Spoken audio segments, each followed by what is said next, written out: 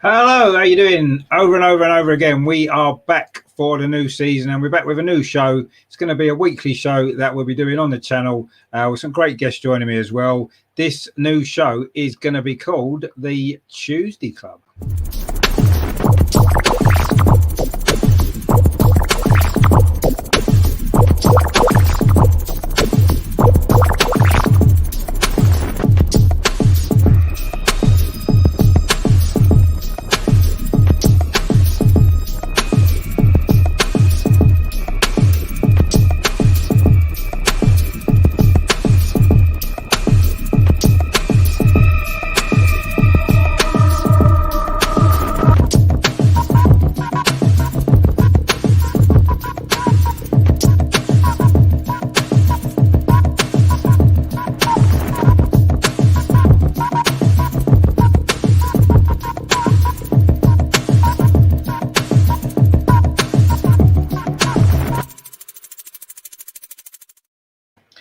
Good evening, it's Tuesday, it's just gone 7:30 and this is the new show on the channel, the Tuesday Club. We're going live on YouTube, Twitter and of course Facebook as well, so wherever you are, please give it a like and please nip over to YouTube and subscribe to the channel as well if you do enjoy what I do on this channel. So obviously it's the start of the new season. Not a lot to really talk about yet. Not a lot's really happened. There's been a bit of activity in the transfer market. We've had a few friendlies, so we're going to go look over that as well. And also as well, we're going to go back in time. There's going to be a regular feature from the Arsenal archives. And tonight we're going to be looking at the last season, in fact, that we wasn't in Europe before this one coming up. And that was back in 1995. So 26 years ago. The last time we wasn't in Europe, so we're going to look back on that season as well. So loads coming up on this show tonight, so join in as well if you want to drop your comments in the box and join in with the show. Any comments that you've got about anything that we talk about or anything you want to talk about yourself when you're there, just drop it in and we'll put that on and go through that as well. Joining me tonight, so I've got some special guests on, people that's been on the channel before, some great guests. It's going to be great, so I will introduce the panel to you.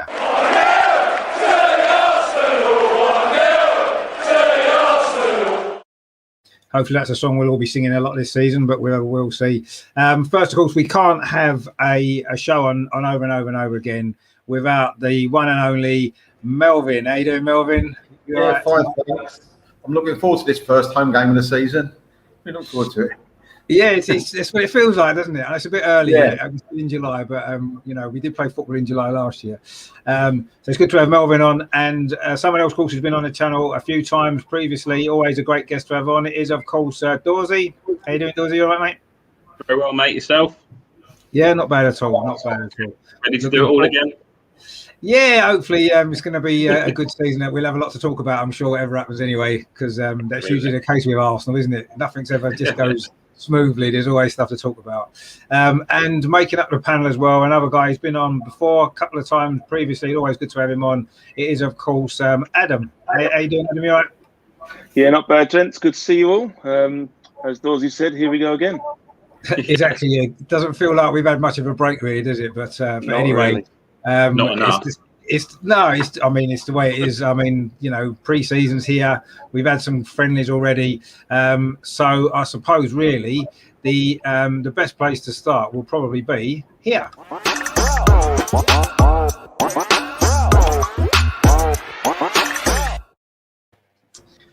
So we've had 3 friendlies so far. Actually, we've had a comment in already. From Dan, he says Dorsey's wardrobe. Yeah, exactly. He's got some nice tops, Dorsey. Like, we have to say that he has got a good collection, which is always nice to see. And he's got a nice one on tonight as well to kick us off for the season, which is good. So pre-season, we've had 3 friendlies, mixed results, 1 win, 1 draw, and 1 defeat. Of course, the US tour unfortunately was cancelled due to the COVID situation. But in a way, that might actually help us without the flying and stuff like that. I feel a bit sorry for the guys over in the States. We've had a few on the show before. You know, they were looking forward to seeing us live, but unfortunately, that's going to be put on hold. But we have had 3 games so far. I know me and Melvin spoke about him briefly on Ryan's show at the weekend. So if I maybe start with you, Dorsey, what have you made of our pre-season games so far? Obviously, I say mixed results up till now. Yeah. Well, the first 2 I didn't really catch because I refused to pay for pre-season friendlies, so I didn't really. I was obviously the highlights and kind of clips that people were posting on Twitter and stuff. So seemed like it was a bit of a mixed bag the first two games. The third game I did watch, and I was pleasantly surprised. They looked pretty fit. I mean, it was a pretty good game. It was a tough test, you know. It wasn't the easiest games to go into. So it was a decent game. I thought Lokonga looked good. Looked nice and calm on the ball. But overall, yeah, like you say, I mean, it's difficult to see. I mean, I guess the fruits of the labour will come as we go into this season now that Mikel's managed to get a full pre-season under his belt, albeit it's been slightly disrupted with the fact we're not going to America. But aside from that, he's got enough time to really get his hands on the players and kind of drill in what he's looking to implement. So I wasn't too concerned about the results. It was nice to get a few goals in the last game. But yeah, not really much to take out of pre-season so far, I don't think. No, I mean, it was a good point you made there about the America thing, because I actually think what that's going to do is it's going to hopefully have given Mikel Arteta a bit more time on the training pitch with the guys. Yeah. And I think that's what's been needed, hasn't it? So I suppose there's no excuses this season, is there? Last year we maybe said he didn't have a proper pre-season and this, that and the other. He seems to be getting the players in he wants, and he has got a full pre-season now, and I say full pre-season without having to leave the UK either, which could be massively beneficial, but we'll see. I mean, what have you made of it, Adam, the pre-season game so far? I know there's not a lot we can really read into it, but I've been quite impressed with the new guys, actually, what we've seen of them. Oh, you're on mute again. He's on mute again. Unmute yourself. Oh, he's got a bit of trouble with his microphone, but I'm sure we'll get there. No, we still can't hear you. He was all right before, and now he's gone. I don't know if it's a microphone issue. No, we still can't hear you. How about now? Yeah. Are we good? Perfect. Yeah, that's better. Right, away you go. Good. Brilliant. Right, I'm back. Yeah, similar to Dorsey, I didn't really watch the first two. Again, I kind of begrudge paying £8 for a friendly, I think. Even though it seemed like after I might have been able to get it as part of my membership, but still, what can you do? I never really read too much into pre-season because I think you really can't. Because I've seen pre-seasons where we stroll through them and then have a diabolical start. So it's one of these things that you can't. And what kind of winds me up about pre-season is we have a bad game like against Hibs, and then like Arsenal fan base goes into meltdown. And it's like, come on, it's a friendly. Let's just calm it down a little bit. I mean, but going back to like what you said, the new lads, they look sharp. From what I have seen, they look sharp. I mean, that Tavares goal was pretty good. He scored in pre-season. Quite impressed with that. He looks fast. He looks, pretty sharp down the left. I thought Lokonga against Millwall looked solid. He looked like him and Partey, linked up quite well. Two young lads that are eager to please, and they look like they're kind of part of the group already. They look like they've settled in well. They look like everyone's, gets on with them, which is good. And, following up what you said as well, I think that not going to America could be a blessing in disguise. I mean, I do think it's a shame for the fans over there. I really do, because, they don't get much chance to see them, so it's a real shame for them. But it's in regards to the club, I think not having to do that transatlantic trip within a week, because they're only going to go over there for a week anyway. It's going to take you like 5 days to recover once you come back. So not having that can only benefit us by staying in that country. So, I try not to read too much into the actual results or even the performances. But if we're looking at individuals, so far from what I've seen of those two lads, so good, really, Yeah, exactly. And I mean, you can't read too much into friendlies, obviously. The opposition, stages, I guess, of their preparations, and everybody's at a different stage, aren't they? You can never know. Some players have just come back off holiday, some have been in training for 3 or 4 weeks before. So, but I'm reasonably satisfied with what I've seen. I thought we played quite well against Millwall actually at the weekend. I know it was only Millwall, but it's a difficult team to play, and we played some good football. We played good football against Rangers actually, didn't we? And we should have maybe won that game. I mean, Melvin, what have you made of pre-season? So I know we did talk about it the other day, but obviously a different show now. I mean, obviously the Millwall game as well. What have you made of it all so far? I thought that I said you say that Arteta's got more time with the players. I think more importantly, I think the specialist coach needs to get with the players, because we've given away goals in the air so easily again. I mean, really, professional footballers shouldn't need to be coached where to stand when a corner comes in. It seems like some of them need to do that. So I'd like him, the new guy, whoever I can't remember his name actually, to get to grips with them and actually understand what's going on. I think that some of the, as you say, Rangers, I thought we played some terrific football, absolutely terrific football. It's nice to see, when we play on the front foot, it's so good to watch us. And I think with the new guys coming in, especially if we've got a centre half, it looks like we will sign. I think it's medicals tomorrow, Ben White. To move the ball quicker forward than we have done in the last couple of seasons will be a big blessing for us. No more sideways, no walk backwards like we do. We have a centre half to get the ball and push it, and also this Lokonga, he can do that as well. So I only saw bits of him, to be honest with you. But what I saw of him, I like, and he was on the front foot as well. So that will improve Partey to get forward as well. So the whole thing looks slightly better. I'm slightly happier. Of course, I wasn't very happy to see certain players that have played for us or wore the shirt the last 3 years that, in my opinion, aren't good enough to wear the shirt for us to be at the level where we should be. But let's hope that changes in the next couple of weeks. Yeah, I mean, the window is still open, so there could potentially probably have to be a few players going out the door, either permanently or on loans. I think we do need to trim the squad down. We seem to have a lot of players that, for a season out of Europe, we probably won't be using half of them anyway. So we need to cash in, don't we? Well, we can get some either money in or get them off the wage bill on loan or whatever we're going to do. We've got a comment here from KTRL says, why don't we sign Messi? Because he's a free agent. Yeah, well, that would be great, wouldn't it? I suppose. Maybe that's what we're waiting for, a big announcement. I think we've been waiting for a big signing, haven't we? So maybe that'll be the one. But we'll talk about possible incomings as well a little bit later on, players who may be well coming in and some that we maybe want to come in as well, and obviously players to leave as well. But yeah, I mean, I think pre-season has been as good or as bad as we could have expected in the circumstances. I think we've played some good football, as we said, and I think that's encouraging for the season ahead. And I say the new guys, for me, have both looked good. As Adam said, Tavares looked lively down that left-hand side. We needed someone there, didn't we, to cover Tierney. And Lokonga, he had a decent debut against Millwall, and he looks like he's got something about him. Still a young lad. He's going to improve. They're good signings for me. Not cost a lot of money either. Good investments for the future, and it's a start. We need more, obviously, and we'll maybe come on to what we need. Actually, I think that we'll come on to that maybe in a minute. But if we just want to look at perhaps what we're doing at the moment.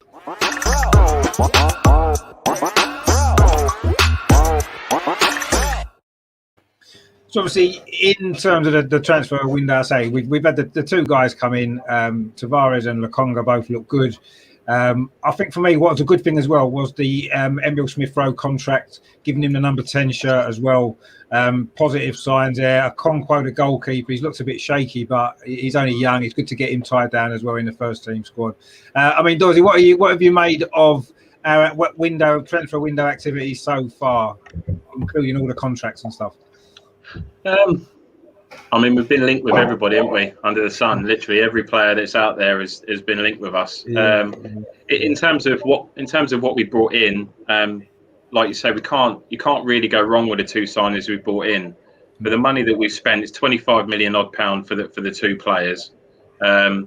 We needed someone, like you say, to cover Tierney. So that Tavares. And I remember, I'm sure he played in the against us last year, didn't he? Yeah, he did. For Benfica, in the Europa League. Yeah, he did, and he kind of stood out to me then. So it's, I think that's a good signing, actually. And actually, his goal that he scored reminded me a little bit of the goal that Tierney scored against West Brom when he cut in on his right foot. Kind of put it in the corner. But pleased with the incomings. Like you say, we still need more. So at the moment, I'm pleased. I'm not quite so pleased with the outgoings. I'd like to have seen more players go.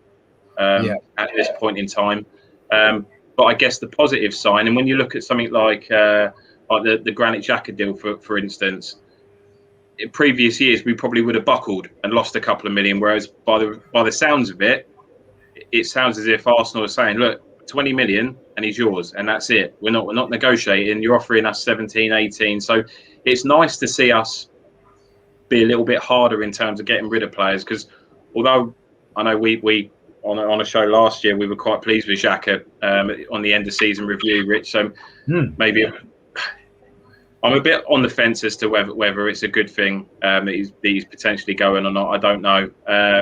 But if he does go, we're certainly going to need to replace him. But that, as an example, it's nice to see us playing hardball and not just letting players walk out the door for less money than they're worth. So do you not think though? Do you not think a little bit that may hinder our chance of getting rid of some players? If other clubs aren't going to meet the valuation, we might be stuck with them. There is that, but the problem is, Rich, and this is a problem I've had for years, is that you can't have your cake and eat it. You either want to get the money in that the players are worth, and you get what you're owed basically, or you trim the squad and you lose out on some money. So for years and years and years, fans have complained about letting players go for nothing. When you see players that are leaving Chelsea that have not even played a single Premier League game, and they're going for 25, 30 million pound, and we can't even get 20 million for Xhaka. You know what I mean? It's ridiculous. So for me, it definitely needs to be a balancing act. Like you say, we're out of Europe, so there's going to be less playing time for a lot of these players. So we need to trim the squad down, because if we don't, there's going to be a lot of players that are going to be unhappy. They're not going to get the minutes that they deserve. So I think you'll probably see quite a lot of loans, especially from the youngsters. I would imagine Willock could go out on loan again. Maitland-Niles, I think he might go on a permanent basis. But yeah, I would have liked to have seen a few more outgoings by now than what we have seen. But Ben White, by all accounts, that's done from what everybody's saying. So listen, that's a big signing. Whether financially, anyway, that's a big investment into a player that people have got mixed opinions on, and I haven't seen enough of him to really cast an opinion, really. So listen, let's get him in. Let's see what he can do. But from the clips I've seen, he looks very comfortable on the ball. He can bring the ball out. He can play it. So yeah, I mean, we definitely need more in, but I think we're not going to see many more in after Ben White gets confirmed until we start seeing players go out. Rumours today about Lacazette going for 13, 15 million or whatever it was. I mean, that's a bar. I mean, who's not going to take you up on that? I know people have got different opinions on Lacazette and how good he is, but for me, when you look at some of the prices that players are going for, I mean, £40 million for Tammy Abraham, and we're going to let Lacazette go for 15 million. But like you say, you have to play a balancing act and get the money in and get the players off the book. So we'll see. But so far, maybe a 6 out of 10 I'd give it so far. I'm pleased with the players that have gone in, but definitely need to get some more players out. Yeah, I mean, I think there's still a lot of work to do in and out actually before the season starts. I mean, what have you made of it, Adam, so far? Our activity in the transfer window, still a month or so left, isn't there? So we've got time. But what have you made of it so far?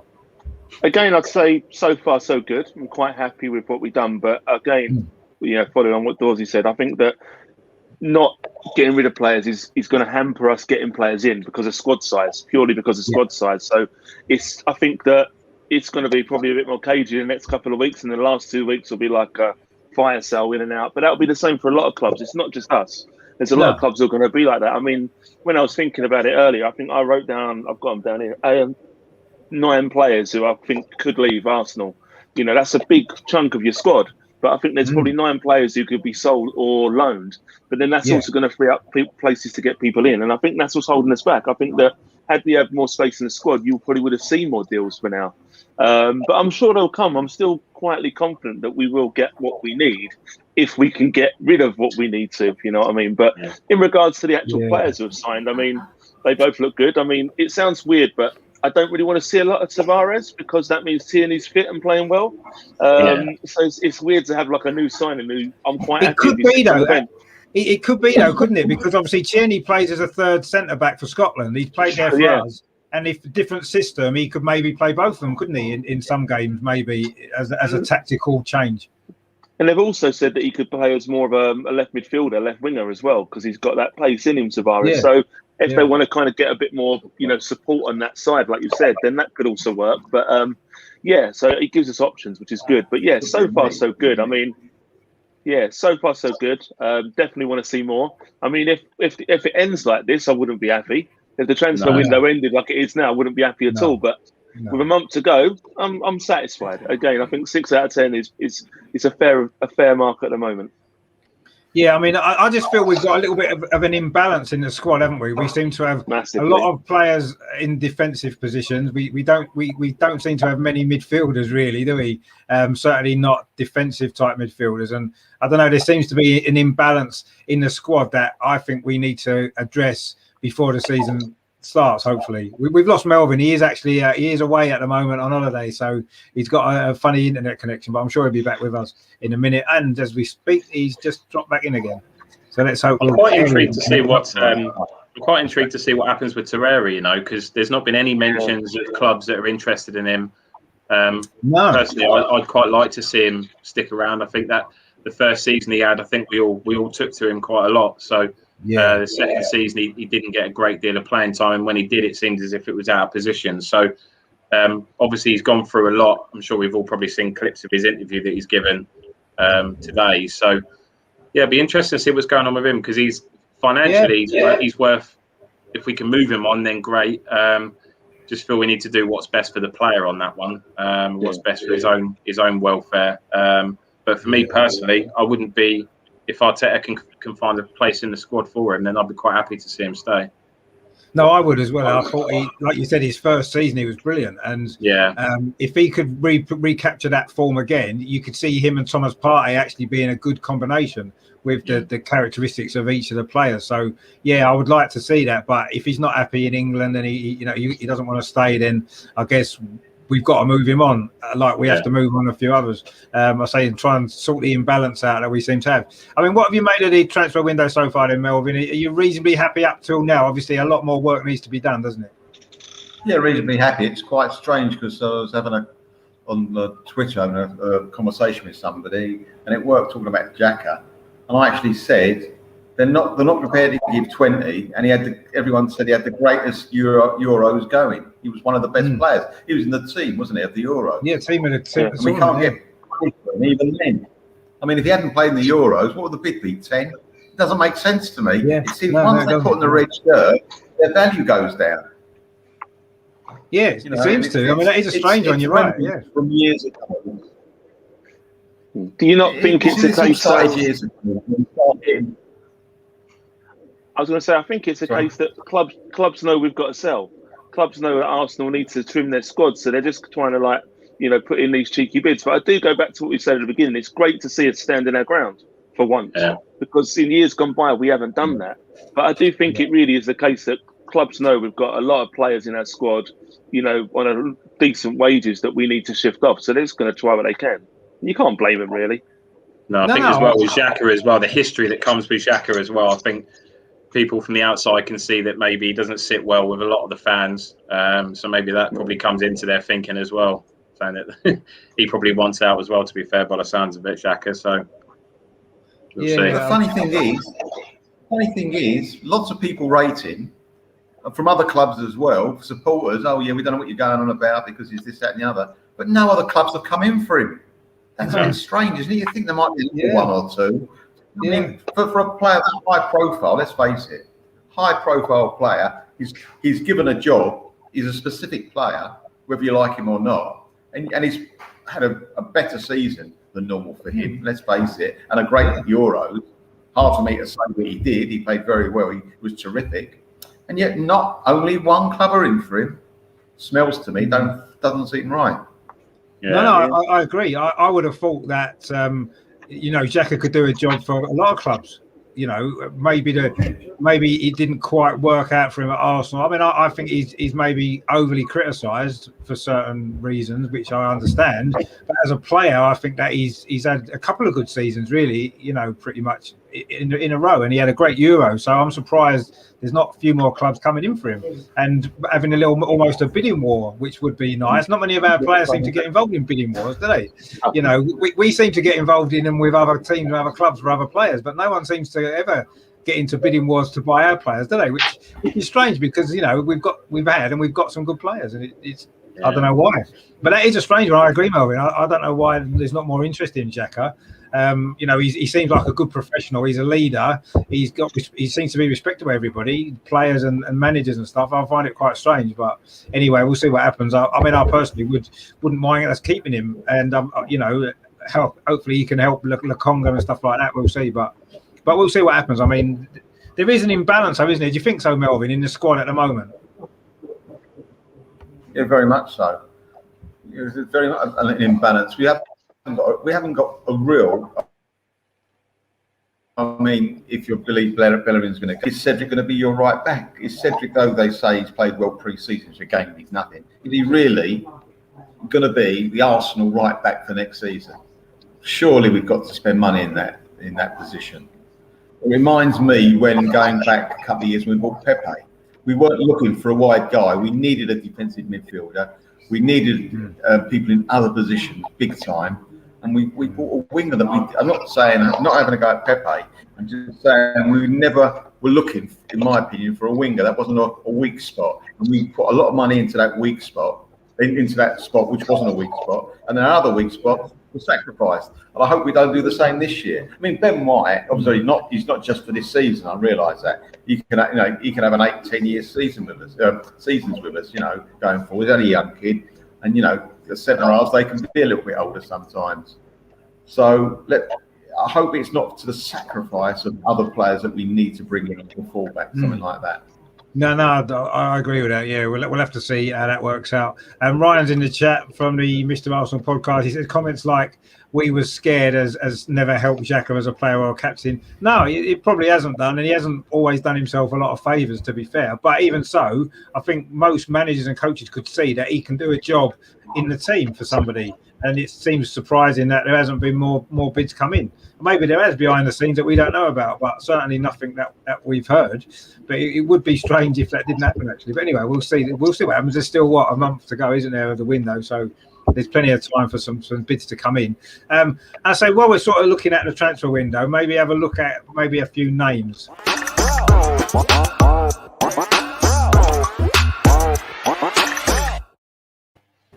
Obviously, Ramsdale there was in the graphic because has been linked with him.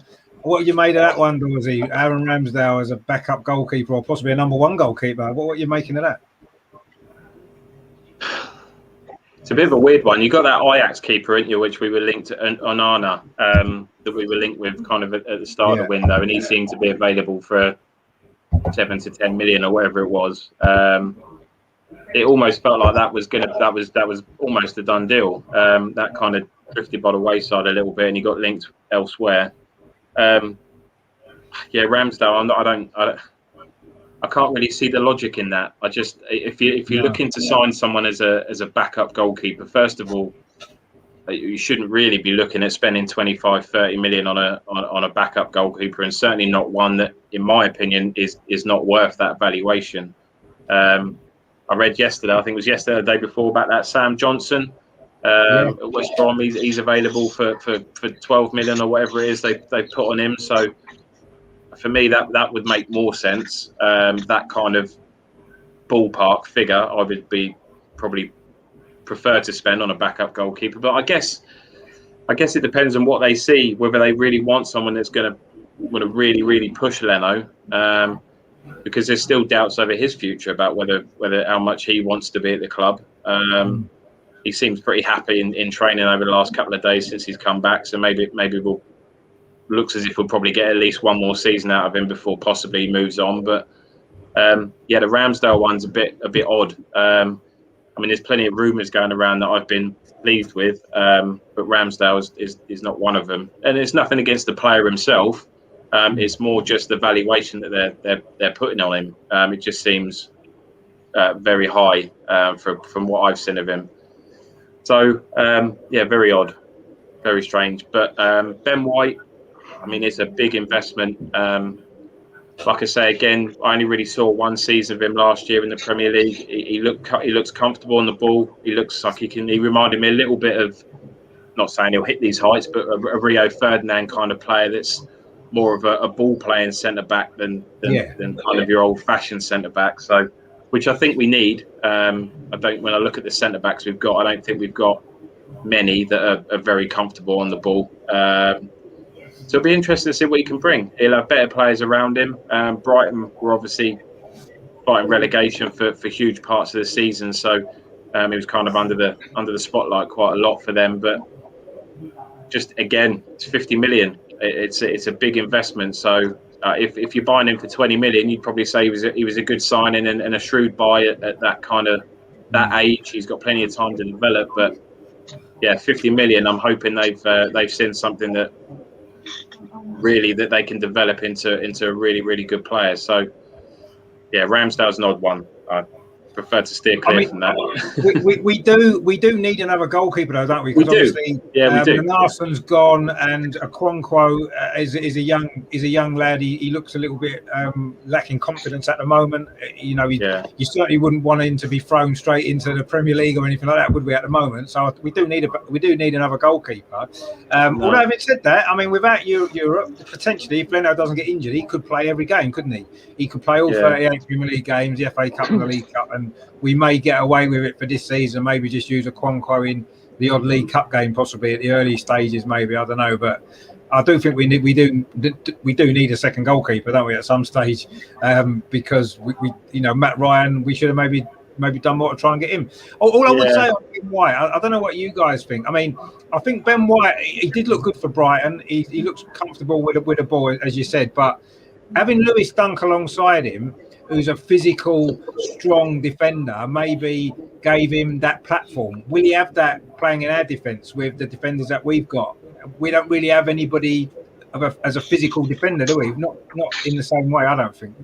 I'd like to think that that's what Gabriel's going to grow into. That's what I'd like to see. I think if you look at the players we've got, he's the one that I would kind of look at and expect to be that player. Hopefully he'll develop into that, but that's what I would like to see them too. Let's hope so. I mean, I think that them two look potentially to be the best partnership, don't they, at the moment, I suppose, with everyone that we've got. What other names Dawsey, are you kind of been maybe realistically players that we could sign and maybe should look at signing between now and the end of the transfer window in certain positions that we're maybe short in? Well, there's loads of rumours flying around, isn't there, about creative midfielders. Odegaard seems to have hit the headlines again yesterday and today. They seem keen that a deal can be done with Madrid. I've seen quotes come out that said he'd be open to a move back to Arsenal. So there's one. You've got obviously the James Maddison rumours. They seem to have gathered pace over the last week or so, and maybe they seem like an option that we genuinely feel like we could maybe get done. You've also got the Hossein Aouar deal, which is still on the table. Isco was mentioned yesterday as well for 15 million. So, I mean, listen, any one of those four would improve the squad. Any of them. For me, if I had to handpick one, I would like to see James Maddison come in. I really would. I've just got a feeling about him that if he could jump up to that level of no, I know that people are going to say that Leicester are in a better position than we are right now, but the bottom line is he's going to a bigger club with better players around him, and if he can I would like to see that get done if we can. But what I wouldn't want to see is too much game time taken away from Smith Rowe, because we've all touched on the fact that players are going to get less game time. The club have made an investment with Smith Rowe. We saw how the impact that Smith Rowe had pretty much from that Chelsea game onwards last year. So I'd like to see him heavily involved. But yeah, James Maddison, I must admit that gave me a little fizz inside when I saw that rumour, and it kind of gathered pace. And because I've always liked him, and I think it'd be a great signing. But again, it just looks at the money. You look at the money that we'd have to spend to get him, 65 million by all accounts. Yeah. Is there better financial options out there? I don't know what Odegaard would cost us. I'm not sure what he's got left on his contract at Madrid, and what he'd be worth. But I mean, even Isco for 15 million. I mean, that would be worth a punt, in my opinion. When he was on form at Real Madrid, he was a decent player. So, yeah, plenty of names flying around. There's the Inter Milan striker as well today that's been linked. Yeah, I mean that's.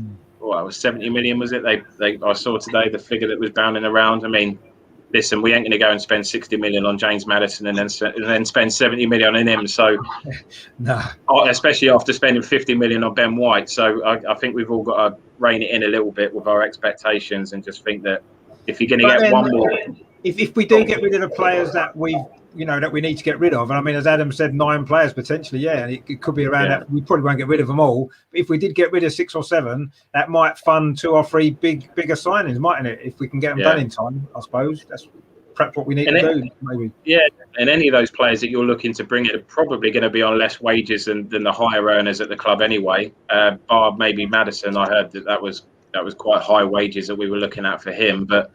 I can't imagine it. Milan pay £150,000 a week for their players. So, I don't know. It's just names everywhere, isn't there? Every day we log into social media. Every time it's a new name, it's a new figure. So, I don't know. James Maddison is the one that jumped out at me, and that's the one that I would like to get done. If we can't get that done, I would like to see us go for Odegaard because.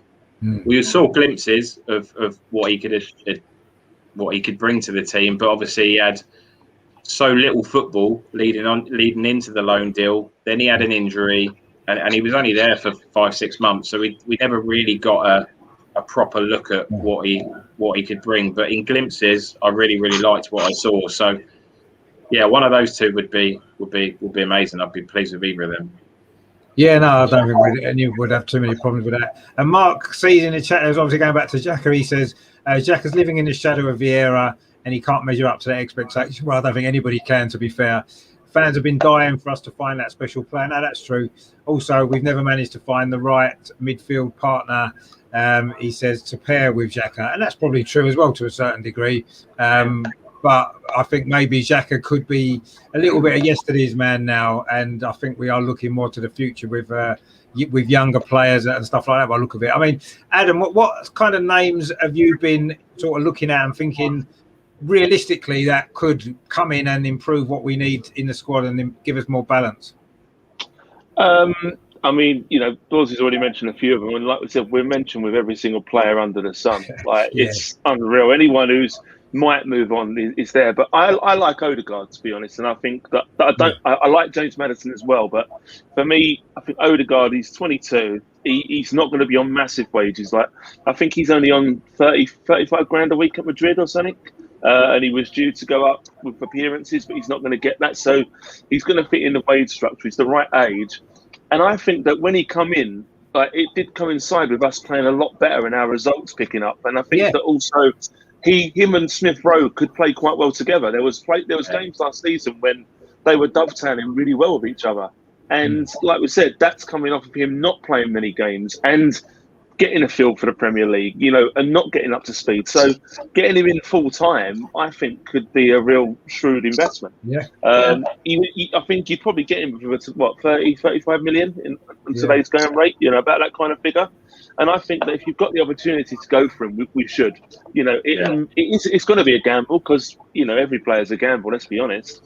But when I saw that there's a chance, I'd go for him because I think that value, the age-wise, I think, and he did play well for us last year. There was a couple of games where he drifted in and out, but when he was on song, the link-up play was great. And the transition between like midfield and attack with him in the team was a lot faster and a lot sharper. And I think once players learned to play with him, we were doing a lot better. And he was creating more chances. Like one of the biggest problems we had at the beginning after last season, we couldn't create a chance. Because when he came in the team, we were creating more chances. Not necessarily he was, but the whole team was. Because I just think he had that something extra. So I'd definitely go with him.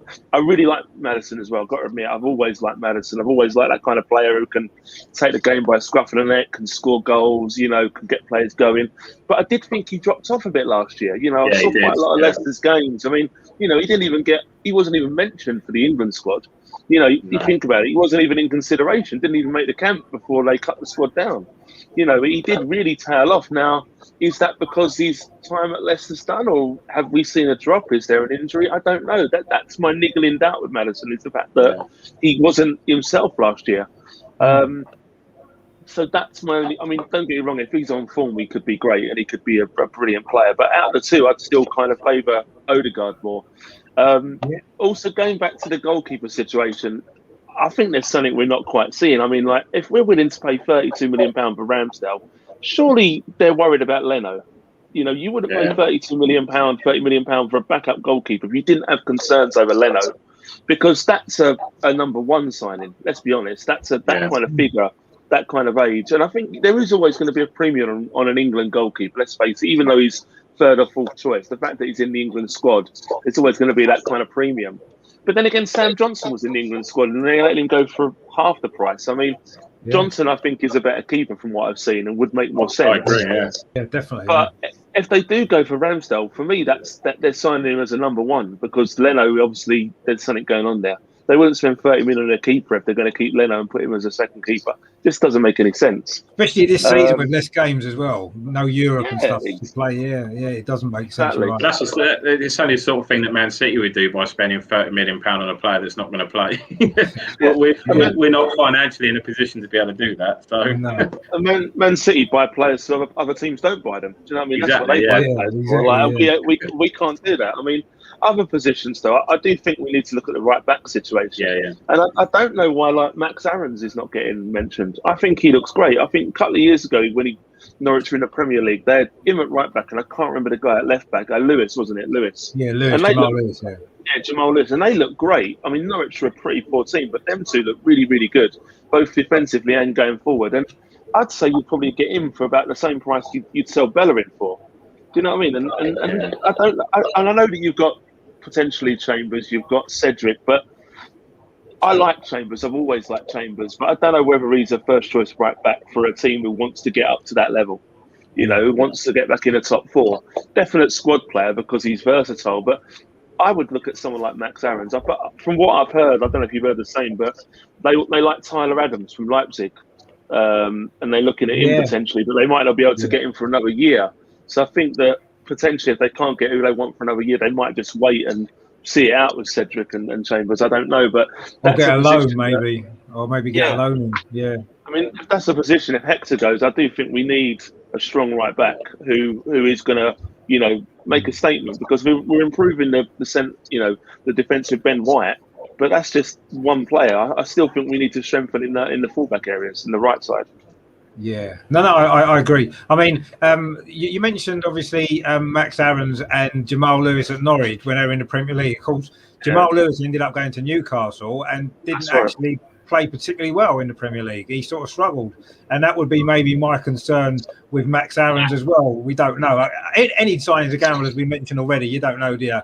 We do need a right back. I think a proper right back. Chambers isn't a right back, is he? He was a centre back originally. He can play in midfield, and he's a versatile player. I agree. We should keep him in the squad, but not as a first choice right back. Cedric, we've not really seen enough of him at right back, have we? If we're honest, he's had a couple of decent games. He's looked shaky in a couple of others, so I don't know. But that would be an area we need to look at definitely. What about yourself? No, go on then, Adam. What are you going to say? Cedric also signed a 4-year contract when he signed, which I find unreal. Yeah. It's just bizarre. I know, again, crazy. Yeah. And again, if you're going to sign a 4-year contract, surely they told him he was going to be first choice at some point. Otherwise, why just? I mean, money obviously, but yeah, I mean, you ain't going to offload a player like Cedric if he's on a 4-year contract on decent wages. That's another issue. But anyway, no, you're right, and we got a few issues like that, unfortunately, that we're stuck with. I mean, Melvin, what about yourself? Which sort of names standing out for you that we should maybe seriously look at between now and the end of August? I don't really know because I've listened to so many names. I'll just get fed up with it at the finish. I wait till the confirmation email comes through before I know we've signed someone. See the shirt on, see Arsenal parading them. We've actually signed him. Good. I know we're probably going to get Ben White. That seems past the post. But other than that, all these names, I mean, they must just, I don't know, these journalists must just go through the papers and say, who can we have today for Arsenal? I mean, it does get a little bit more hectic round season ticket sales time, doesn't it, for the Arsenal when we're going to sign these players? Once season ticket sales are all gone in, then perhaps the players we're looking at aren't that high prestige. But listen, it doesn't really matter what I think or what I want. It's nothing to do with me. It's not my money. It's not our money. And the powers to be will make that decision. There's a want list I've got, but it's irrelevant. It's like believing in Father Christmas. It's really that, I've seen it so many times before. We've got, you talk about Chambers, right? Right back, he's not a right back. I don't like utility players necessarily. I like a player to be good in one position rather than 75% in 2 positions or 3 positions. Because at the end of the day, you're playing someone who is not 100% in that position. 75% of them play right back. Irrespective that he could play centre half that day, it's irrelevant because he ain't going to play centre half. He's playing right back, and he's only 75% good enough to play right back. So I don't believe in all that. Chambers should have found his position out years ago with us. He's been with us a few years now. Not his fault. He's been injured. Not his fault. But someone should have thought, now, where is his? Is it centre half? Is that his best position? It's definitely not right back. Is it midfielder destroyer? Might be. I don't know. But somebody should have sorted that out and just concentrate on coach him, improve him. We had him when he was quite young as well, and make him a tip-top centre half. That has not happened. As I say, no fault of himself, because I think he's got some ability, but he's not quite there in my opinion, even at centre half. Because look, we've turned over about half a dozen the last couple of years, and he's still there. So obviously, he was never going to be the first name on the team sheet for a centre half with all these turnover of centre halves. I think if we got 5 centre halves, he's probably now number 5. So who do I want? I want a right back. I don't care who. I want a proper right back. I mean, there's the one. We're not going to get the one from Aston Villa. I like Cash on the basis that because teams like Aston Villa, teams like Everton, I can name a few others. Years ago, we could go there and go X amount. We'll have that player. They've got more money than us. Theoretically, these clubs. Sorry, mate, no interest. Leicester could do it to us. They're happy to sell Maddison for say 65 to us because they want to, not because they have to, and that's the difference. That's why we're not getting him for 35 because they want 65. And if we win, and we've got to go to them, not the other way around. So the whole thing has changed, and it's a lot more clubs now in the Premiership that we can't use our weight, if you like Man City could do, or like we used to do years ago. It wasn't. It was not only was the name Arsenal came cool, and it was the what was behind it as well with the money. Clubs were happy to take the money off us because they thought, "Cool, that's good." Now they can go, "No, sorry, we'll buy someone off of you, play 1 for 1." So no. I'm just saying, I wait till we've signed them, then I get excited. Yeah, no, I kind of agree. Every transfer window, it's the same, isn't it? We get linked with 500 players, and we might buy 2 or 3 of them, and it just starts to do your head in, doesn't it? After a while of all that, listening to all the speculation and stuff, and I think we all know what positions we need to strengthen, which players we need to offload, and it's just a matter of how many of those we can get done in the next 4 weeks, and let's hope we can get a good chunk of it done, because then we're going to have a better season, aren't we? And Ryan's in the chat there from Mr. Arsenal Podcast, Melvin. He said, out of curiosity, what's Melvin's thoughts on the new kit? And he says, don't hold back. Don't start me on that. WhatsApp chat from earlier today, of course, when Melvin wasn't. You're not that keen on that third blue kit, are you? No, I'm not keen because it's got nothing to do with the Arsenal. I mean, what's it to do with the Arsenal? It's not cut. No, I don't think it's got any red in it, has it? It might have a little bit of red. Someone made a mistake and put a tinge of red in it. I mean, without the badge, you wouldn't know whose football shirt it was. I mean, come on. I mean, I said next year we'll probably be Thomas the Tank Engine tops. We'll wear them with a little Arsenal badge. I mean, what is going on? Red and white. We are Arsenal, red and white, right? Home, we know that. Away from home, blue and yellow, and we've had a couple of others that are like nearly. We've got lemon this year, haven't we? We ain't got yellow, we've got lemon. Nice lemons we got, right? Come on, you lemons. I don't know. We are Arsenal. We should be slightly a bit more traditional in the colour shirts we wear. I mean, how would you define the colour of that shirt, Richard? Well, what's the colour? Go on, it's not a cut. I suppose it's blue overall, but it's a mixture of 10, 11 colours, isn't it? All thrown together. Like you just like throw paint at it like that, haven't you? You got your paintbrush and just go like that. Dark paint, only dark paint, but make sure no reds in it. To be fair, it is a third kit, and I actually, my question is, why do we need a third kit this year when we're not even in Europe? We usually wear the third kit more in the European games. We've got obviously that's the reason, Dorsey, yeah, of course. But other than that, there's no point us having a third kit, I don't think, because we've got the Premier League, the FA Cup, and the League Cup, and that's it. And a home and away kit is not going to clash with anybody else in the Premier League. So I can't see why we need one this year. I can understand it in the past in Europe because it's nice to have a third kit in Europe. But I mean, I don't mind it, to be fair. I've always quite liked the blue kits that we've had, actually. And I know this is a bit of a a funny one. I mean, Adidas have done it. They did the bruised banana, didn't they, back in the day? And they have done a few kits that maybe, you know, people looked at and thought, whoa, what's that? And then we ended up loving them, didn't we? So maybe that'll happen with this blue one. I think if we win the Premier League with wearing it, then I'm sure we'll all be quite happy with it, won't we? Like the one that Dorsey showed us earlier. You know, Premier League winning shirt is always nice, whatever we think of it at the start of the season, I guess. But anyway, yeah, that's maybe a side issue. We can maybe talk about kits and others. To be honest, I don't care what our kit is, as long as the home kit's red and white. You know, whether it's like this old one I've got on or anything red and white at home. Other than that, I'm not really that fussed. I'd rather worry about the players that's wearing it and what they're doing rather than what the kit looks like. Personally, that's just my view. But everybody likes the kits and wants to buy them, and that's great. And you know, I like looking at them sometimes, but I'm not really that fussed either way. I can't. It's not like, oh, let's wait and see what the new kit's like. I don't really care as long as it's red and white for the home kit. That's the only thing that matters. And you know, it's winning games, isn't it? That's what I want to see. Whatever colour kit we wear, we could wear pink kit every game. If we won them all, I wouldn't care. Or you know, whatever colour you want to, apart from white maybe, because you know, although we had a kind of white one last year, white has, you know, too many connections with another team which we don't want to speak about. So anything other than white generally is okay as far as I'm concerned. And just get on and win some games. That's what we need to do. What I do want to do actually, I want to, you know, look. Sort of kind of come back up to date in a minute, but I do want to have a little look back in time. We're going to do this. It's going to be a regular thing actually on the show. I think it's going to be quite good.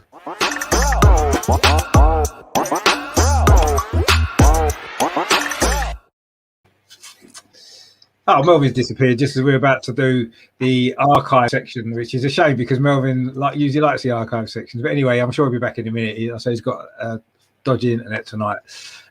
What I wanted to do was obviously look back on the last season that we wasn't in Europe, because it might give us a little bit of a taster for what we might have to expect this season. So that actually takes us all the way back a long time to 1995, when that was the last time we started a season not in Europe, which is a long time ago. I mean, Dorsey obviously was only a young lad back then, so he probably doesn't remember too much about it.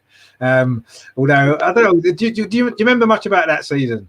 I was 12.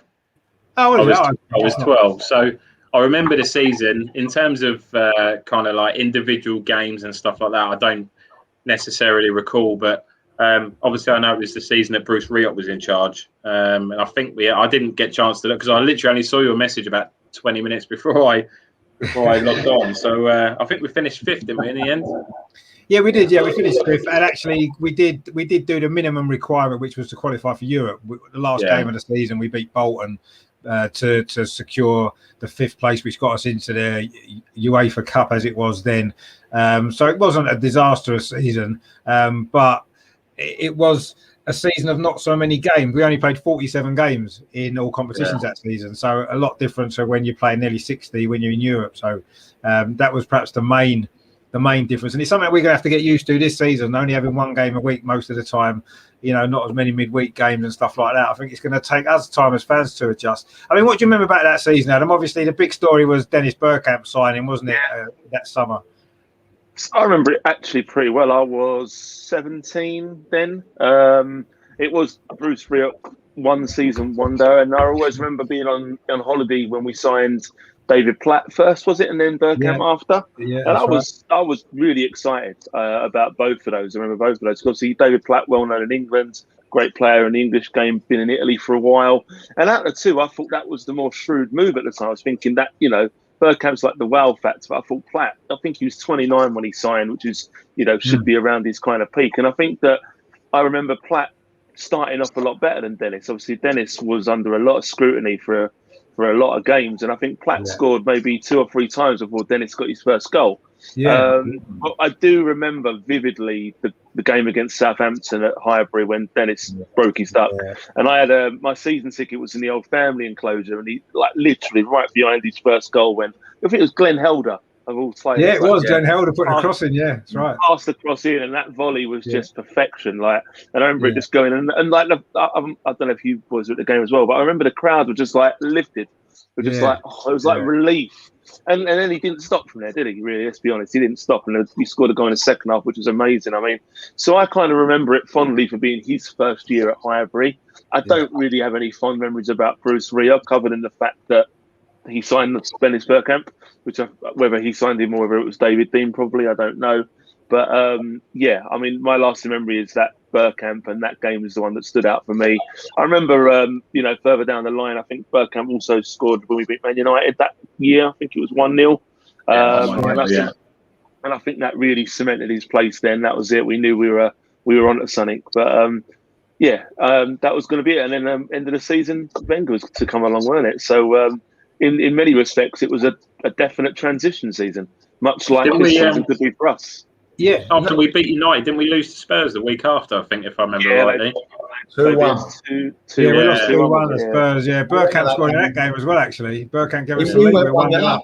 Yeah, we did. Yeah, and I think they scored in the last minute, didn't they, to win, which was a bit unfortunate. But I mean, that season actually, we reached the semi-final of the League Cup. Obviously, without no Europe, we played a strong team in the League Cup. Got to the semi-final. We were 2-0 up actually against Villa in the first leg at Highbury. Bergkamp scored both the goals actually.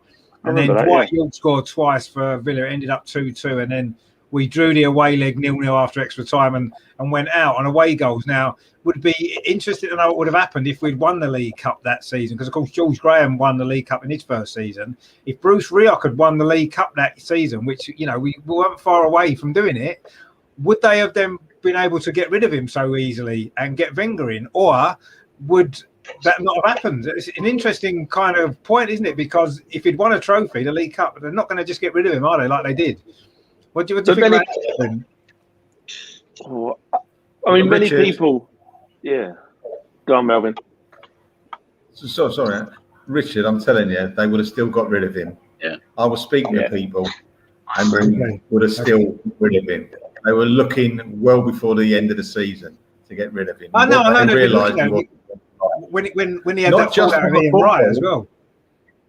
Big time. But what also, someone I know, blah, blah, blah, he could not make a decision. He's one of those guys that just could not make a decision, and they were worried about that, the hierarchy. When our hierarchy was more, if you like, hands-on, knew what was going on below the board level, right? The board knew what was going on years ago, and they were a bit despondent about that. The Ian Wright thing was an enormous thing. That weren't going to go away. It was right or real, and there was only going to be one winner out of that. I know that one man shouldn't be bigger than the club, but one man was bigger than the manager at that time. Yeah. So I think we would have, if we won the League Cup, I don't think it made any difference at all. I think the club had a path to glory, and I think they would have continued on that path to glory even if we'd won the League Cup. It's just an interesting point, though, isn't it? To know, I mean, it would have been more difficult for them to have pushed him out the way that they did if he'd won us a trophy, especially the same trophy that George had won in his first season. I think it would have been a lot more of a difficult decision for the club. I tend to agree that we probably would still have got rid of him. Obviously, David Dean had wanted Wenger to replace George Graham, didn't he, before Rioch? So he was really pushing for Wenger, and I'm sure it would have happened, but it would have been an interesting to know how that might have worked out, really, if we'd won it. I mean, it would have been great to have won it, but maybe the whole history of the club might have changed had Bruce Rioch won that competition that year. You never know. We might have been stuck with him for 3 or 4 years. But you're saying that, but someone mentioned about did Rioch buy Bergkamp? I doubt it. I've got my doubts. He'd rather buy the forward line of Bolton than buy Bergkamp. And that was a problem as well. He was always talking to the Arsenal John McGinley about the second division Bolton team he come from. Yeah, no, you don't do that. I'm sorry. No. I mean, I don't think Bruce Rioch had too much say in the Bergkamp deal. I think David Dean bought Bergkamp for the club and said to Rioch, "There you go. That's your joining present, if you like." I mean, I like Adam said, I was on holiday actually when we signed Bergkamp, and when you're on holiday, you don't really read the papers. There wasn't social media in them days, and I didn't really know anything about it. And we had like a football pitch on holiday where we used to go and play every morning. And that day, I just went over to the football pitch. I used to wear my Arsenal shirt all the time, and a couple of lads were saying, "Oh, you must be pretty happy today." I was like, "Why?" And they told me, "Haven't you heard? You've just signed Dennis Bergkamp." I'm like, "Really? I can't believe it." And then I went off to the shop and bought a paper, and obviously saw the pictures and that, and it was like, wow. And that was probably the only signing maybe since Charlie Nicholas that you could actually really, as an Arsenal fan, be really excited about a player of that quality coming into the club, which very rarely Arsenal buy players like that. I mean, Malcolm McDonald probably a bit before my time, but we don't often do that, do we? We haven't really done it much since. Maybe Mesut Ozil was a big name when we signed him, but we don't tend to do that, do we? So that was a big moment, actually, the Bergkamp signing. We wasn't even in Europe. It just goes to show that we're Arsenal. We don't have to be in Europe to attract big name players. We can attract players regardless of where we are, whether we're in Europe or not. We're still Arsenal, and we're still top players want to play for, and I think that proved it really. And Platt as well. David Platt was a top player at the time. You know, he was in the England squad for Euro '96 at the end of the season. So you know, he was a top player, wasn't he? So you know, it's just goes to show that what a big club Arsenal are. But I just really want to just look at really having no Europe and having, I say, 47 games we played that season. That was all, 47 games, and that don't seem very many, does it? Are we going to play many more this season, do we think? Or do you think that's what we're looking at again? And we did reach a semi-final, of course, don't forget. Probably not that many more. More teams in the league? No, it was 38 league games. We played 2 in the FA Cup and 7 in the League Cup. That was it. Wow. And that was all that we had. Wow. So, yeah. When it's Sheffield Wednesday, we got knocked out of the FA Cup, wasn't it, that season? Sheffield United. Sheffield United. I knew it was one of them, yeah. Yeah, that was a replay. We're probably not going to play many more games than that. I'm hoping that we play a few more and that we get a bit further in the FA Cup specifically. But yeah, like you say, I mean, it's going to be obviously the 38 league games, but you're probably looking at no more than 50 games really. If you and that's kind of going relatively deep into both competitions. So I can't see it being many more than over that at all, if I'm being honest. So that'll be interesting. I'm not excited because I enjoy European football and I love seeing Arsenal play in Europe. But in the same breath of it, for the age that I am, this is literally the only time that I remember us properly not being us in Europe. So it's kind of interesting to see how that dynamic works, and it will be interesting to see how Arteta uses the squad that we've got. What players kind of kick on, what players kind of. Yeah, it'd be interesting. Less stress, I guess, not being in Europe. But we'll see how it goes. But I would really like to see us have a proper push. I know it happened with Liverpool when they were out of Europe for a couple of years and they finished 8th, and in the next year they had a proper push for top 4, and I think they just squeezed it. So you never know. There's a lot of clubs above us. Will Villa be there again? Will Leicester be there again? They're all question marks that we've got to ask. So Tottenham, I mean, Alderweireld's gone today. They seem to be letting some players go, and if Kane goes, and if he does, which I can't see him staying this season, I mean, that's a big blow. How do you replace him? I don't know. Even if it is 160 million that they're going to get for him. It's easy. Paul, you replace him with Tom Daly.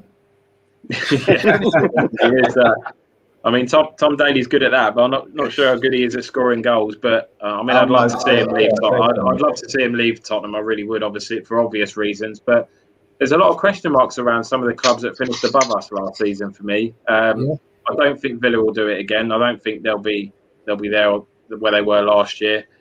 West Ham as well. I mean, that's a huge season. They have got European football. Have they got the squad to cope with League and Europe? Probably not. So they would probably need to bring some players in. I don't think they'll be there. So that automatically, you're looking at 3 places already that we could possibly take advantage of straight away without playing well. So it'll be interesting. I'd like to think we get there. So I'd like to think we get to 4th, 5th, or 6th by playing well and not worrying about other teams. Really. Yeah.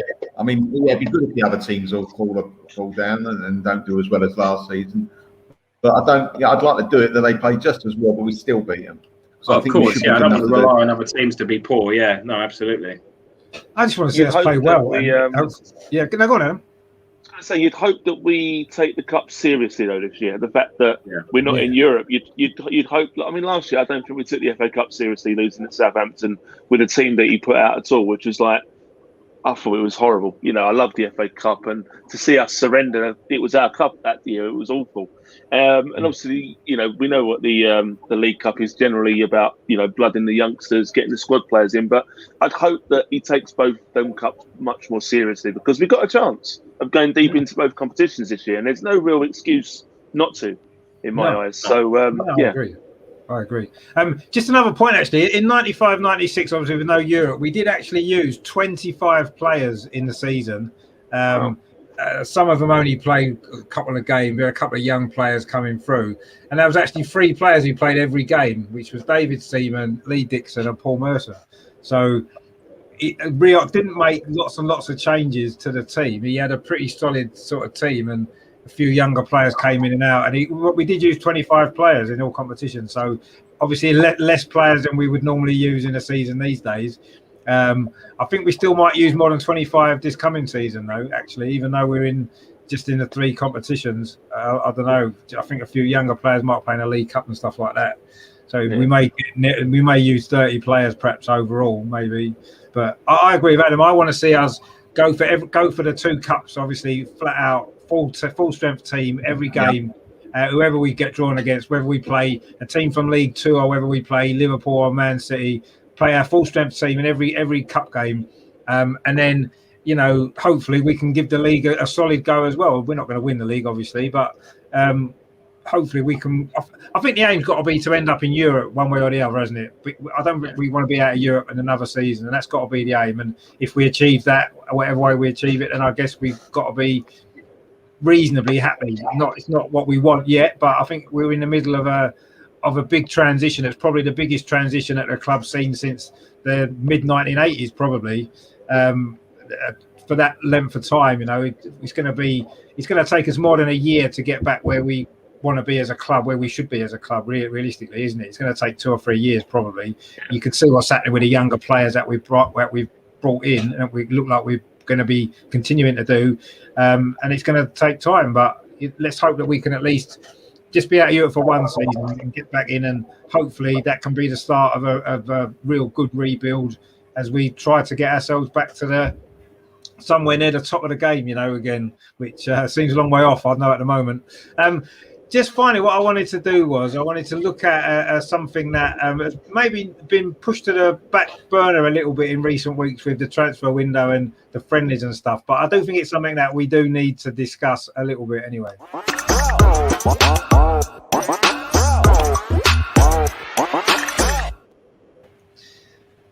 Yeah, I mean, what an absolute laugh this is going to be. Obviously, it won't go out until next year. It's going to be this season that they're featuring it. I mean, what do we think about that, Dorsey? I'll start with you. What are your kind of thoughts on us doing this program? We had a bit of a to and fro, didn't we, on Twitter about how we felt about it. Listen, for me, when I look at it now, football isn't a sport anymore. It is a business, unfortunately, and that's the way the whole it's all run as a business. I think you get 11 million pounds for doing the show, the program, and allowing them behind the scenes access. I think for me, listen, it can go one way or the other, because it depends. We'll either see just how much of a shambles the club is in the background, or we'll be pleasantly surprised. It's not going to be down the middle. It's not going to be middle of the road. It will be one or the other, and it will make us look like the worst club in the world, or a club that's kind of heading in the right direction. For me, I'm curious to see the behind the scenes. I'm curious to see more of Arteta and how he is behind the scenes, maybe more hands-on with the players, and just kind of get a better vibe as to how that is. For me, I don't necessarily think it's a bad thing.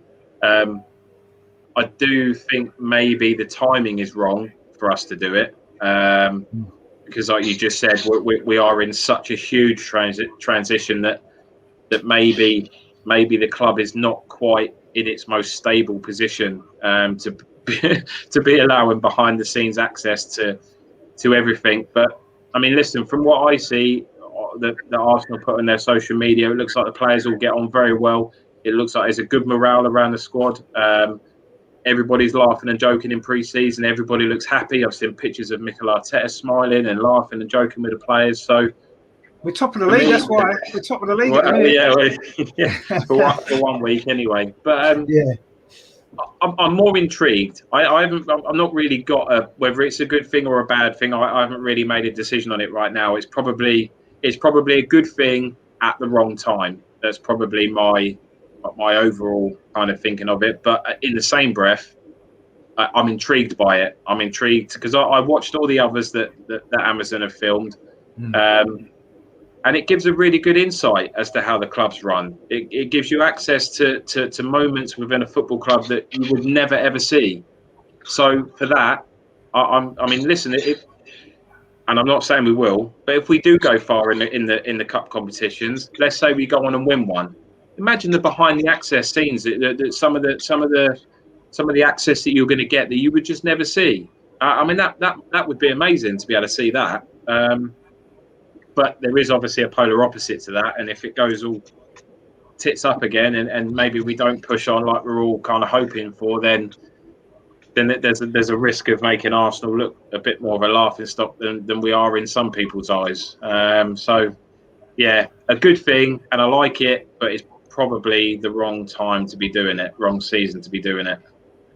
Yeah, I mean, I think that's definitely, for me, it is definitely the wrong time. We should be focused on trying to rebuild the club, if you like, and concentrate on getting things sorted out behind the scenes and getting things sorted out on the pitch and improving everything. And maybe that should have been our priority this season. Yes, the money there, as you said, is important, I'm sure, and played a big part in it. But I agree with you to the sense that I've watched most of the others actually that they've done before, and with a real curiosity, and you do get that access. But for me, almost there's something magical about Arsenal, and I don't want it to be spoiled by something like this. And it concerns me that it's gonna spoil it. This kind of mystical kind of stuff about Arsenal being Arsenal, and there's some things that you don't want to see there.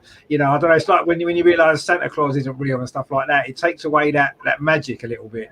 And I'm a little bit concerned that that's how it's going to come across. Hopefully it won't, and it'll be good. But I like watching behind the scenes of other clubs and seeing what's going on there. But with Arsenal, it's almost like that's too sacred, and I don't really want to get into that. Personally, for me, I don't really want to. I mean, I'll probably end up watching it just because I'll feel bad if I don't, and I'll either really hate it or I really like it. And I don't know what it's going to be. But yeah, that's my concern. I mean, what are your thoughts, Adam? Because I've not really spoke to you about it at all. What have you made of that decision by the club?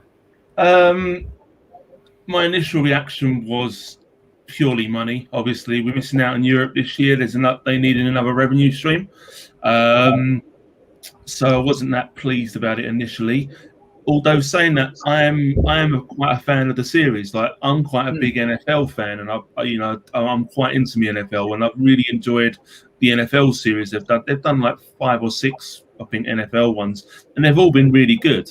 Behind the scenes, getting to the players, but not just the players. Like, even down to things like the physios, the cheerleaders, the people in the ticket office. I quite like that because it's a real insight into sports teams' games, but I see Arsenal, like you just said, as being a bit more sacred. I see us as still being that bit more classy than other clubs, even though that's been chipped away year after year after year. Yeah. And I just think that once you've gone this way, there's no going back in a way. Like, I really hope it does shed us in a good light. Obviously, I really hope that we do still have that class internally and that comes across. And if that happens, it could be great for us. It could, but I can't see it because they do these programs to get the gossip. They look for the gossip. They look for the confrontations. Yeah, the way they edit it, isn't it? They're not going to edit it in a positive way to Arsenal, I don't think. But I mean, I did try and watch the Spurs one. I think I got a couple of episodes in, and I thought I can't watch this anymore. But even then, like, they were trying to make the most. Even the first couple of episodes, they were trying to make the most of like Mourinho and Danny Rose, Mourinho and Dele Alli. Yeah. When in reality, that stuff really goes on all the time in football clubs. But that would have been a tiny little bit of what was going on, and they did focus on that a lot. Yeah, no, I agree. It's all in the editing, isn't it? And that's the thing what worries me, the fact that Arsenal could be thinking, we've done really well here, like we've put across really good things with the club. But it only takes a bit of editing to put things in, in the wrong light, and that's what concerns me, the fact that other clubs like to take a dig at us already. So coming in a year's time when this goes live, do we really need that kind of publicity? You know, and again, could it affect us when we're looking to sign players further down the line? If they see that, do they want to be a part of this kind of club with all this stuff going on backstage? You know, maybe there's a reason that Spurs haven't signed players recently. I don't know. But, you know, you never know. You never know. I mean, you know, surely there's been enough of these series now for clubs to cotton on and say, look, if you're gonna paint us in a negative light, then we're not going to do it. Because the bottom line is it is financially viable for Amazon more than it is the club. They're going to make more off us than we're going to make off them. So, yeah, but Amazon will say, won't they? Amazon will say, we've paid you £10 million. We'll do what we like. It's our show. It's our show. We'll edit it how we like. And if you don't like it, we don't take part. I think they probably even said that to begin with. I don't know. But they seem to have done that in the previous ones, I think, in their own agenda. To suit how they wanted it to come across, and if they do it to Arsenal, we know what's going to happen. They're not going to edit us in a positive way, particularly, especially if we're not having a great season on the pitch. Then it's even more so. They're going to really play on that, aren't they? I think for this to work successfully for me, we need to be winning games regularly on the pitch. We need to be winning a cup, and then they can't really look at it too negatively. But if things go badly, we sack Arteta, we get another manager in, and all that kind of stuff. It'll be great drama for the other clubs' fans to watch, but for us as Arsenal fans, I don't want that going live to the world. All our problems. Thank you very much. We've got enough to deal with on our own without having that kind of blasting out everywhere. But anyway, it's done now. I mean, what about yourself, Melvin? What are your kind of thoughts on the whole All or Nothing documentary? I agree with what's been said, really, but also I want to know, does the club have no control at all? I mean, there might be something, a spark, someone comes out of the pitch and it's really a one-off thing. A player has a go at the manager, or a couple of players have a dig at each other. I mean, Arsenal might go, look, be honest with you boys, I'd like to keep this bit out. This was just a one-off thing, something special happened. Yeah, maybe. No, we've got to have some control, sure. The club have got control over it to a certain degree. There's no way they're going to let Amazon go in and just run riot, and I don't see it. I don't see it. And also, if it stops Arsenal, the management, the Arteta, what have you, and the coaches saying something to the players at half-time that needs to be said, we're having a bad game or something, and they think, well, we can't really do that because the cameras are here. I think that's wrong as well. Yeah. You know, sometimes what goes on in the dressing room should stay in the dressing room. No, I agree with that, actually. But do you not feel that when they're in the moment, in the game, they're not going to really think that the cameras are there, are they? I don't think they do, necessarily. Some of the players might. I don't know if Arteta will he be not more focused on his job, and he might forget that the camera's there after time. In the changing room situation, I think obviously when he's in the office, and that's different because you could see from the other ones it was obvious that the camera was there and that was what that was for. But I think in the changing room stuff and the game stuff, I think that they're professional people. Surely they wouldn't think they're used to cameras being around anyway, aren't they? Because the cameras are there anyway. And I don't think that's necessary. I don't think Arteta's going to think, I better not say that because the cameras are on. I better not say, let's go out and kick Tottenham off the pitch because the cameras are there. I think that you'll do your job. I'm hoping that'll happen, and I'm hoping they won't do that. I guess we don't know. That would just be my feeling, that you just concentrate on your job and hope they'll edit it in a way. But yeah, I think the club will probably have some sort of say over certain incidents. They could probably say, look, we don't want that featured because it will be damaging to the club. But ultimately, Amazon can say, we have paid you 10 million, so you agreed to do it, and we're making our show. I don't know. We'll have to see what happens. Russ is in the chat, actually. He says, good evening, chaps. Yep, evening, Russ. How you doing? Great panel, indeed it is. He says Xhaka will be, is a massive loss to the club. I don't think he's actually left yet, but we'll see what happens with that. I know Russ is a big fan of Xhaka, obviously, as are many of us. Mark C says he says, bang on about the cups with no European distraction. We should be going all guns blazing for the FA Cup and Carabao Cup. Indeed, we definitely should. Let's hope that we do. We've got no excuses not to. Russ there says, again, Melvin, he says he wants to ask you what your thoughts on the new third kit are, because again, going back to our WhatsApp group chat a little bit earlier, we know what Melvin's feelings are about that.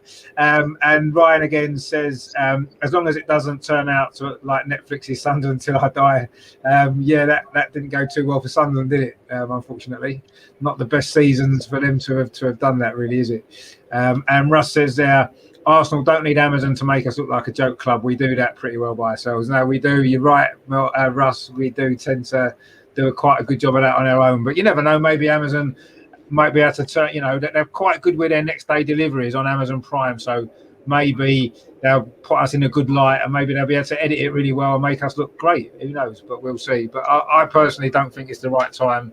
I agree with what Dorsey said. Actually, I don't think it's the right time. We shouldn't be doing it now.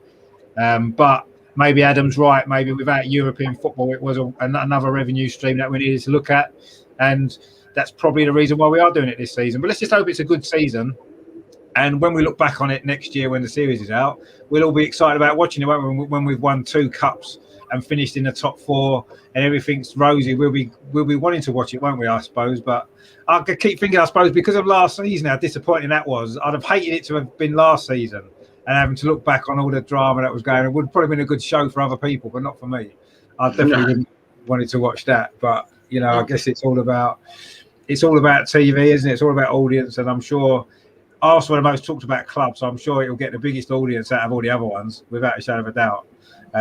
It's just whether or not we're going to want to watch it, depending on how the season's gone, I suppose. Just before we go, there is a friendly, obviously, at the weekend against Chelsea at the Emirates. I know they tend to be struggling to sell tickets. 35 quid, I think they are, for a friendly, which seems a bit steep. Any of you guys going? Adam, you'll be going, won't you? Nah. Again, like 35 quid for a friendly. It's like, I mean, I think it's a bit of a piss take, to be quite honest. I mean, I would have loved the opportunity to actually take my eldest. But we also do have other things on as well, which I can also use that as an excuse. But I do begrudge paying that much kind of money for a friendly. Do you know what I mean? You used to pay that amount for like the old Emirates Cup, but at least you get a couple of games for that and you'd have a good day out kind of thing. It just stinks of, again, capitalism a little bit, but what can you do? I think it's frustrating because if there's ever a time to get the fans on side, it's now, isn't it? Arteta's got his first full pre-season. Like we've all said, we said it towards the back end of last season, and we'll say it all the way through this season. This now is a season where Mikel's got no excuses. They're bringing the players in that he wants to bring in, from what we can see.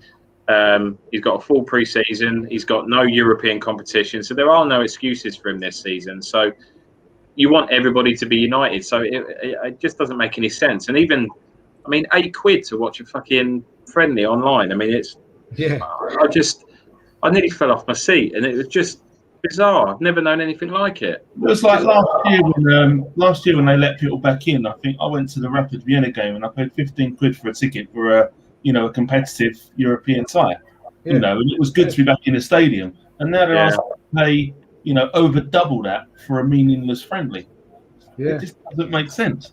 No. And they're going to be making more than enough money off this new third shirt that's coming out anyway. So, well, Melvin's already bought five of his own. Ready to go, didn't you, Melvin? You got 5 of them on all, didn't you? It's supposed to 7, 130 bag a week. Yeah, it's supposed to pay homage, isn't it, to the '96 away shirt? That's what they're saying. The lightning strikes. It's supposed to pay homage to that away kit in 1996. Yeah, but they also said the yellow kit was paying homage to 71, and it's nothing like the 71 kit, isn't it? So, I actually really like that kit, but the shade of the yellow is, it's not anything like the 71 kit. No, it isn't at all. I mean, it's all right as a kit, I guess, but to try and say it's 71 when it clearly isn't. But anyway, that's another issue. Yeah, I mean, I totally agree. 35 quid for a friendly is a joke, and it would have been. You're right, actually, it would have been a good opportunity, wouldn't it, to get all the fans in the stadium, get everybody on side. The Champions League winners coming to the Emirates, would have been an opportunity to have got a full stadium, everyone behind it. But I mean, I know, Melvin, you're going to fly back from Israel, aren't you, to coat the game on Saturday? I'm sure, in your new blue kit. I don't think he had that. Or is he purposely not listening to me now? You shut off. No, sorry, what did you say? No, I said, Melvin, no doubt you're flying back from Israel on Saturday to pay £35 to watch the friendly in your new third kit. Yeah, that is definitely going to happen. That is all 3 of those things are going to happen. Every one of them is going to happen. Or I might just stay here and have a beer. I don't know. One of those, you take your choice. I don't know. Good, that sounds like a better option, actually. To be fair, I reckon that kit is not homage to one of the Arsenal shirts of years ago. It's homage to every kit that's ever been made. It's every colour thrown in, isn't it? Yeah, pretty much. Yeah, it seems like it might be. But yeah, anyway, I'm sure they'll find a good game to wear it for very soon, won't they, to promote it. I'm surprised actually. We obviously won't be able to wear it on Saturday, will we? Because Chelsea play in blue, so I'm guessing we'll have to use it maybe when we play Tottenham, perhaps the week after in that friendly. But anyway, it is what it is, I guess. So yeah, I mean, that was the first Tuesday Club, and I thought it was quite good fun actually. The first new show of the new season. I'm going to be doing these on a regular basis every Tuesday. There'll be some of the regular stuff from last season. I'm going to get opposition fans on to preview the games and all that kind of stuff like we did before. And maybe a few more stuff on previous years at the club and a bit more history stuff as well, because I really enjoy that. And it's important for maybe younger fans as well to maybe understand where the club came from, to kind of, understand where we are now maybe as well. So maybe doing a bit of that this season as well. So if you haven't done so, please subscribe. Please give it a like if you've enjoyed the show. Dorsey, just before you go, give everyone where they can find you on social media. Yeah, just head over to my Twitter. You can see my handle there is at Dorsey2801. So drop me a follow and come and say hello. Yeah, definitely. You still not started your channel yet then, obviously? I'm moving house on the 13th of Friday, the 13th of August, which... Is that not the day we play Brentford? I think it might be, yeah. Yeah. Well, what a day to move. Yeah. What a day to move. But I'm making sure we get Sky sorted. But apart from that, yeah, so once I've moved, I'll be looking to perhaps do something. But yeah, a bit stressful at the minute trying to get everything sorted. No, I understand. Well, good luck with all that. I'm sure that the move will go well for that. Just a couple more weeks to wait. Adam as well, thank you very much for coming on again. Always a pleasure. Where can people find you on socials? Yeah, again, you can find me on Twitter, Adam792001. Come follow me, let's have a chat. And I'm sure I'll see you all again. Definitely, we'll definitely have you back on again, no doubt, as we go through the season. Definitely, no question about that. And of course, Melvin, who's away at the minute, but he's here as well. Where can people find you, Melvin? I think most people probably know where to find you, but just tell them again. They know where to find me. I can hide. What's that expression? Anyway, no, find me on this channel. Thanks very much. Enjoyed it again with the boys on Ryan's channel and on Andrew's channel from Dull Square to Where, and that's my Twitter handle, which I'm getting involved in sometimes. So thank you very much. Really enjoyed it, gentlemen. Yeah, no, it's been good, and I'm sure once the season's up and running, we'll have a load of more different topics to talk about and a load more stuff to kind of get involved with as we go along. I'm sure there's going to be some interesting stuff happening over the next 8 or 9 months as we look forward to a season, I say, without Europe for the first time in 26 years. So it's been a long while. It's going to be strange, and it's going to be hopefully good, and hopefully we'll be able to stay positive, and I know Dorsey's really positive usually, so hopefully we can all get the positivity from Dorsey and enjoy the season for what it is. I think we just need expectations, keep our expectations in check, don't expect miracles, know that we're in transition, and hopefully we can get ourselves back in Europe for the season afterwards, and let's hope that's where we are. But anyway, we'll see what happens. A long way to go. Exciting stuff still happening in the transfer window, as we've said. Few names there might well be coming in, and a few going. Some we can't wait to see the back of, I'm sure. And good luck to them when they do leave. But I'm sure we'll be talking about that in the next few weeks as we go along. So, but thanks everyone for watching. I say please give it a like if you haven't done so already. Please subscribe to the channel as well. It will be going out on Spotify as well. So if Daniel Ek wants to get involved in Arsenal, you're always welcome. Come on a show if you like, mate. That'd be great as well. We can talk about your takeover bid, and we'll see what happens with that. But we haven't heard much about that lately, so I think that's maybe for another time. But yeah, so thanks to you guys. Obviously, thanks to Dorsey, to Adam, and of course to Melvin as always. Take it easy, guys, and we'll be back probably at the weekend for coverage of maybe the Chelsea game. So stay tuned for that. And in the meantime, come on, you Gunners. Come on.